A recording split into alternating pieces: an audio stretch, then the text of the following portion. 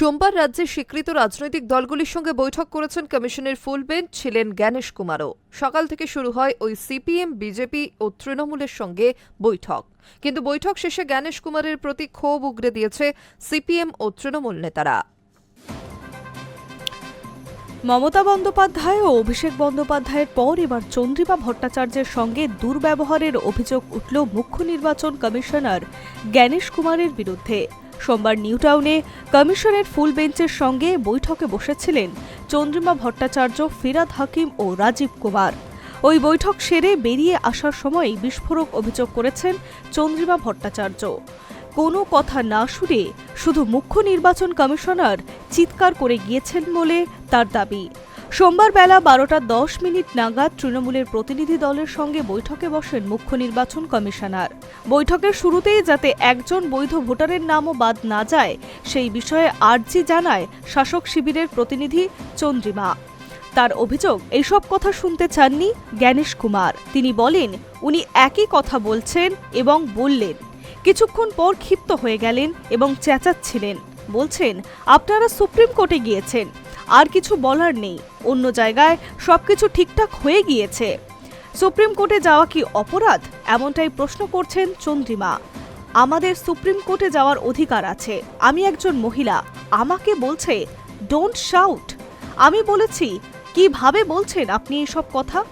তার মানে বোঝাই যাচ্ছে মহিলাদের প্রতি শ্রদ্ধা নেই জ্ঞানেশ কুমারের। তার জন্যই মহিলাদের নাম বেশি বাদ দেওয়া হয়েছে। ফর্ম 7 নিয়ে তথ্যগত গরমিল অভিযোগ তুলেছেন চন্দ্রিমা ভট্টাচার্য। জ্ঞানেশ কুমারের বিরুদ্ধে চন্দ্রিমার অভিযোগ, আমাদের কথা শুনতে রাজি নন কমিশনার, খালি বলছেন সুপ্রিম কোর্টে গিয়েছেন। বেশ করেছি, গিয়েছি, আমার অধিকার আছে।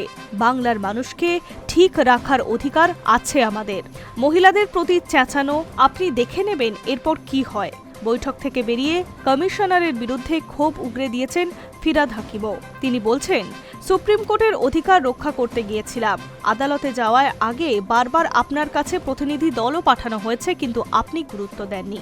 কমিশনারের সঙ্গে ফুল বেঞ্চের বৈঠক করেন বাম, বিজেপি এবং কংগ্রেস প্রতিনিধিরাও।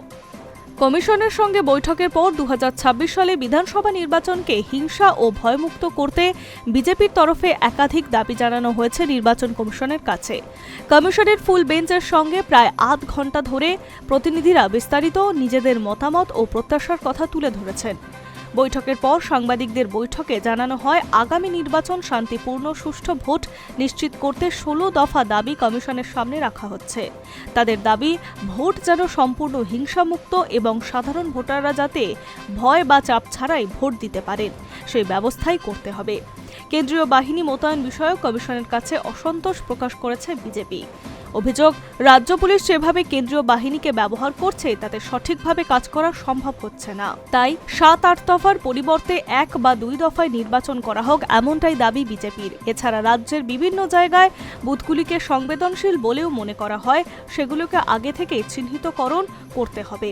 অন্যদিকে সিপিএমের প্রতিনিধি দল মোহাম্মদ সেলিম, শমিক লাহিড়ী এসআইআর ইস্যুতে নির্বাচন কমিশনের বিরুদ্ধে ক্ষোভ উগরে দিয়েছেন। সাংবাদিক বৈঠকে তারা বলছেন, একটা ভোটার লিস্ট করতে গিয়ে কেন মানুষকে শত্রু বানালো, কেন মানুষের বিরুদ্ধে যুদ্ধ ঘোষণা করলো, নির্বাচন কমিশন কেন এত নির্যাতন করছে।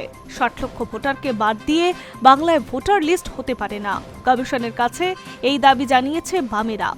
অভিযোগ, রাজনৈতিক উদ্দেশ্যে এই চক্রান্ত হয়েছে। এমনকি একাধিক গন্ডগোলের জন্য দায়িত্বপ্রাপ্ত বিএলও, এইআরও, ইআরওদেরও গাফিলতি রয়েছে। কমিশন সেই কথা স্বীকারও করেছেন। সুষ্ঠু নির্বাচনের জন্য কমিশন কি ব্যবস্থা নিচ্ছে তা বিস্তারিত জানতে চেয়েছে সিপিএমের প্রতিনিধি দল। একই সঙ্গে প্রধান বিরোধী দল বিজেপির মতোই তারাও হিংসামুক্ত নির্বাচনের লক্ষ্যে 1 বা 2 দফা ভোটের দাবিও করেছেন। অন্যদিকে কংগ্রেসের বক্তব্য, 1 হোক বা 2 দফা যাই হোক, সাধারণ মানুষ ও প্রার্থীদের নিরাপত্তার ব্যবস্থা আগে নিশ্চিত করা দরকার। Hi news network.